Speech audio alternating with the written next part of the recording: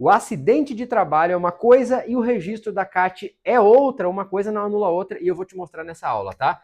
O conceito legal de acidente de trabalho nós vamos encontrar na Lei 82.13 de 91, lá nos artigos 19, 20 e 21, que vão nos dizer o seguinte: no artigo 19 nos explica o que é o acidente de trabalho. Por exemplo, cortei a mão com a faca, isso é um acidente de trabalho. É a lesão sofrida pelo segurado durante a prestação de serviço que causou algum tipo de incapacidade, total, parcial, permanente ou temporária, tá? Esse é o conceito mais básico de acidente de trabalho. O artigo 20 nos explica o que se considera acidente de trabalho. Nesse caso, são as doenças desencadeadas, como causa única ou causa concorrente, os agentes ambientais ou os fatores ambientais, a forma que o trabalho se organiza, como, por exemplo, fatores psicossociais, como uma contaminação por químicos, como uma lesão osteomuscular, uma tendinite, alguma coisa nesse sentido. As doenças, tá? E no artigo 21, nós temos as situações que se equiparam a acidente de trabalho, como, por exemplo, o acidente de trajeto, que lá no inciso 4º, se não me falha a memória, diz que ainda que fora do local e fora do horário de trabalho. A reforma trabalhista, inclusive, confirmou, acabando com as horas em itinere, que a pessoa não está no horário de trabalho durante o trajeto. Então, eu estou fora do local, fora do horário, sofro uma lesão, mas se for entre a residência e o local de trabalho ou do local de trabalho para a residência, se equiparam ao acidente de trabalho. Ou, por exemplo, agressão, sabotagem ou terrorismo por terceiro ou colega de trabalho. Não tem relação com a prestação de serviço diretamente, mas se equipara a um acidente de trabalho e assim por diante, tá? Então, os conceitos eu sugiro que vocês leiam com muita atenção no artigo 19, 20 e 21, ou sejam meus alunos no Sat+, que a gente tem aulas detalhadas sobre tudo isso, tá? Agora, o registro da CAT é uma mera formalidade que serve para estatística. A CAT, propriamente dita, não garante direito nenhum para o trabalhador e a CAT, propriamente dita, não traz nenhum prejuízo para as empresas. Muita gente acha que a CAT que gera benefício para o trabalhador, que gera estabilidade no emprego, e não tem nada a ver. Muita gente acha que a CAT é que impacta no FAP da empresa, que traz algum prejuízo financeiro para a empresa, e também não. A CAT ela serve basicamente para formalizar uma situação que ocorreu a partir de um conceito legal e fazer estatísticas lá para o INSS. Nada muito mais que isso, tá?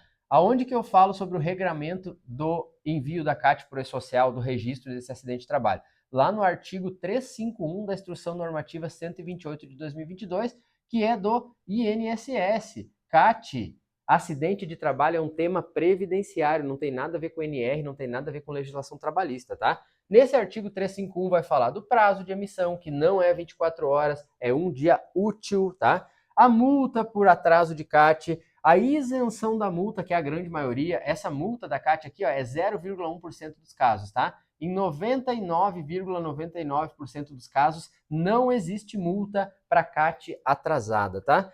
Vai falar sobre a possibilidade de 2 CATs para um acidente só. Como assim, Jonathan? Tem a exceção da regra do acidente de trajeto. Trajeto é residência, local de trabalho, residência. Agora, conforme o artigo 351, se o segurado tiver 2 vínculos empregatícios, tiver 2 empregos formais com carteira assinada, no deslocamento de um para o outro, se existir essa hipótese e ele sofreu um acidente, será acidente de trajeto. Então, um acidente vai ter 2 CATs, porque os 2 empregadores têm que emitir a CAT, o que ele saiu e o que ele estava indo. Olha que loucura, um acidente com 2 CATs, tá? Por quê? Porque é um registro estatístico, cada empresa tem que registrar dos seus empregados e pronto, acabou, tá? Para complementar o conceito legal do artigo 19, 20 e 21 da Lei 82.13, eu sugiro também a leitura do Manual de Acidente de Trabalho do INSS, lá de 2006 ou 2009, agora não me lembro. Por exemplo, ele explica que se tiver uma parada por motivo pessoal no trajeto de casa à residência, local de trabalho à residência, vai desconfigurar o acidente de trajeto, tá? Então, entre outros detalhes. E eu também sugiro a leitura da Instrução Normativa 31 de 2008 do INSS. Por quê? Porque essa instrução normativa vai nos explicar o que é o nexo técnico previdenciário, que é quando o perito, lá na hora da perícia, ele entende se aquela incapacidade tem relação com o trabalho ou não. E isso, para a gestão do FAP, é muito importante, porque o que impacta nos tributos da folha de pagamento, aumenta o FAP, que vai aumentar o Gildrate, que vai aumentar a tributação sobre a folha, é justamente os benefícios acidentários. Via de regra, em primeiro momento, o B91, quando o perito do INSS entende, a partir dos conceitos da Instrução Normativa 31, que aquela incapacidade, aquela doença ou aquela lesão tem relação com o trabalho, ele despacha um B91. Caso contrário, seria um B31, sem relação com o trabalho. Por exemplo, quebrei a orelhinha no jiu-jitsu e fiquei incapaz para o trabalho, porque dói muito a minha orelhinha quebrada. Vou entrar em benefício, ficar 30 dias afastado por causa da orelhinha quebrada.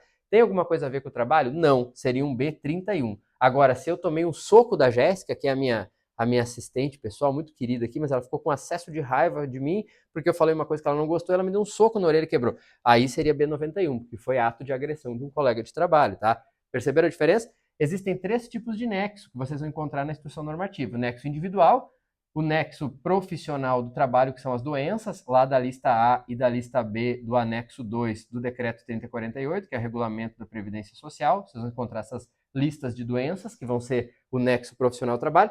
E ainda o nosso queridinho aqui, que é o nexo epidemiológico, que aí vocês encontram no mesmo anexo 2 do RPS, só que na lista C, que é um cruzamento do CID da doença com o KNAI da empresa. O KNAI da empresa, tá? É um nexo presumido. É relacionado ao trabalho aquela doença até que se prove o contrário. Se a empresa não se manifesta para provar o contrário, o perito automaticamente vai enquadrar como acidente de trabalho, ainda que não exista nenhuma CAT emitida. Não emissão de CAT anula o conceito legal? Não. A não emissão de CAT anula a possibilidade do perito enquadrar como acidente? O perito não está nem aí para CAT, ele pode usar o nexo técnico previdenciário para enquadrar como acidentário. O que dá direito ao trabalhador ter estabilidade de 12 meses, por exemplo? O artigo 118 da Lei 8213. Nessa mesma lei aqui, no artigo 118, fala da estabilidade. Quando que ele vai ter estabilidade? Quando ele receber um B91 e esse B91 cessar. A partir da cessação, quando acabou o benefício B91, começa a contar 12 meses, ainda que não exista CAT. Ou seja, a CAT dá algum direito para o trabalhador? Não. Ah, mas se o trabalhador quiser pedir um dano moral para a empresa, é o fato do acidente que vai dar direito ao dano moral, até porque vai ter perícia, vai ter uma discussão judicial, e não o registro da CAT. Inclusive, não emissão da CAT até ajuda ele. Ele vai mostrar a má-fé da empresa, entendeu? Então a CAT não garante direito e nem impacta para a empresa em nada. Uma CAT de 10 dias impacta o que para a empresa? Nada. É um mero registro. Se emitir a CAT, se não emitir a CAT, para fins tributários, por exemplo, não tem impacto nenhum. Beleza? Conceito legal de acidente de trabalho, conceito técnico da emissão da CAT, nexo técnico previdenciário, todas as hipóteses, e ainda um complemento do conceito do acidente aqui no manual de acidente de trabalho do INSS, tá? Já deixei bastante material aí para vocês fazerem uma leitura complementar e aprofundar os estudos. Se vocês quiserem tudo isso ainda mais mastigado, ponto a ponto, mostrando nas bases legais, trazendo exemplos práticos, aí vocês podem ser meus alunos lá no SAT+, que a gente trata tudo isso, a parte tributária, financiamento, aposentadoria especial, LTK, tia social, fiscalização da Receita Federal e muito mais. Vocês podem ir no SAT+, ser meus alunos lá no SAT+. Ou se não quiserem gastar e estudar de forma autodidata, tá aí toda a base legal que vocês podem aprofundar a leitura e aprofundar os conhecimentos, beleza? Um abraço, até mais.